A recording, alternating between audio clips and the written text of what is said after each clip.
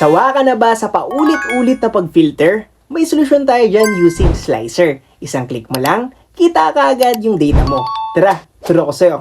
Alam, may sample data na ako dito ng status. Ngayon, may tatlo akong status, yung failed, past, tsaka yung pending. Ngayon, ganito pa rin ako mag-filter. Ito kasi yung nakasanayan ko. What if try mo tong Slicer? Sinelect all ko yung lahat ng data para ma-highlight. Tapos, kinontrol T ko. Okay? Tapos, dyan nalalabas yung insert slicer.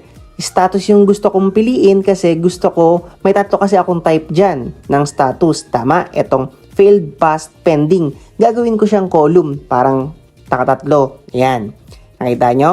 Tapos, i-resize ko na lang ito tapos lalagay ko sa taas ng aking data. Para kapag namili ako dito ng pending, automatic na lalabas dyan yung lahat ng pending. Yung past, tapos yung failed.